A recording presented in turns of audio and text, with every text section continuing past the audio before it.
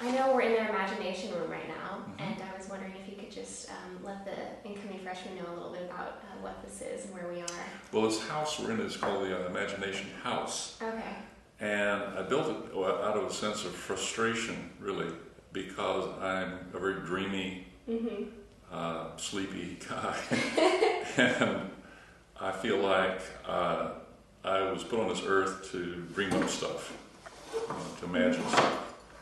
I feel like that's a really important, the imagination component is really important. And I think it's why, for example, for-profit companies succeed, the others don't succeed, is because somebody or some bodies have dreamed up a better enterprise model, or in a not-for-profit, somebody or some bodies have dreamed up a better enterprise model. And what was frustrating me was so frequently when you're in the beginning of trying to dream up something, you'll go, oh, I've got an idea, and it'll be, half-formed at best, wacky. And there's always 4 or 5 experts around the table who go, well, that will never work. And I think, well, but you haven't even heard the idea. And they go, well, what we've heard is not going to work. And so things just get squelched really early. So this house was built with the proposition that we would have certain rules. And in this place, the rule is that we won't go into a criticism of an idea until about the 5th step, at which time we'll all do it at the same time. But in the first step, it's what is the emergent idea? Just what is it, as best you can get it down. And then what would happen if that idea could be made a reality? I mean, just really go into really glowy, optimistic thinking. And after you do that, then try to lay down what you think are the known facts about the situation.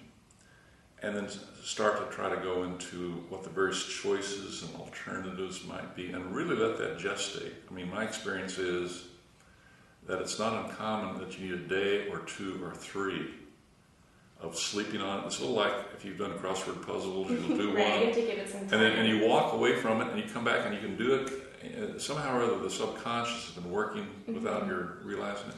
And I think that's what happens in imagination. You've posed the question, you've really got a lot of facts and rosiness and optimism and possibilities and choices out there, and that's all marinating and gestating over a night or even 2 nights. We've done 3-day imagination sessions if it's really a big question. And so, how long was the imagination session for coming up with the Live Strong bracelet? They did a lot Well, of I work think there. that was over years, really, of just individual pieces. But the punchline I wanted to get to about the Imagination House is this: that after we've done facts and been glowy and optimistic and looked at choices and gestated and slept on it and marinated, and now we're down to something where everybody in the room is going, "Ooh, I think this really has prospects." In fact, kind of everybody in the room is going, "Let's do this." Now it's time for all of us at the same time to put on our criticism thing and say, "Okay, let's try to poke holes in it, but together." And I can't tell you how important that is, because if you do that prematurely, things never get born. If you don't do it at all, then you can really go off on wild goose chases. And it allows the accountants and the attorneys in the room to have their moment, because they are the experts on what can go wrong. Right. And you want them to dampen and to what is it to kind of perfect the idea. Well, it's a reality check. Right. Yeah, but you want to do it all together. And then once you get past the critiquing, which ought to strengthen the idea, then you go into the planning of the steps, and you do all that together. And it's just a really powerful model, and that's the rule here. And it just saved my life. And if I had done it earlier, I would have saved. I mean, my hair follicles just launch out because I get so frustrated that that imagination just wasn't adequately respected. And now I think this has been here, I don't know, I think about 10 years or so, and a lot has been dreamed up here. And so now I think, at least in these parts, there's a certain legitimization to imagination and creativity. Yeah. Right, because I know you've mentioned in class that imagination is your favorite word. It's my favorite word. Everybody has their favorite word, and it's my favorite word. It's really all it is if you're, I suppose if you could run the 100-meter dash in, 9 seconds, your favorite word would be sprint or speed, and if you're kind of dreamy and sleepy. Right, something you're passionate about. Yeah, I think it's important to have your favorite word that's somehow attached to who you are. That's great. Yeah. And so is the board behind you kind of where ideas are? Well, you'll notice, first of all, it goes, and it's very, very high because since I'm very the tallest person, if I really get frustrated, I can say, well no one's going to erase this idea because I'm going to put it at the very, very top. That's great. But it turns out that in imagination, words in the air are not enough, I think, for full effectiveness. You need to start to get it down so everybody's looking at the same thing at the same time, and then hopping up and grabbing the pen and putting, it's really kind of a big mind map that occurs.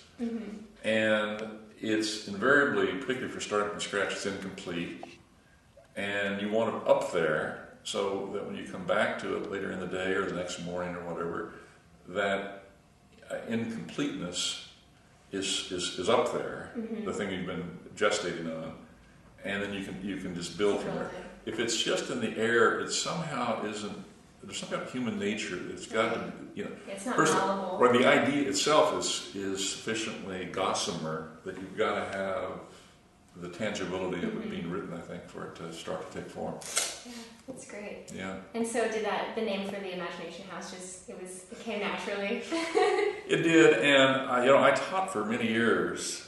I started actually 20 years ago teaching in the business school at Macomb School, and I really enjoyed that. The tricky part was that when I started teaching, it was just supposed to be a summer fill-in, I think, for somebody who had backed out at the last second.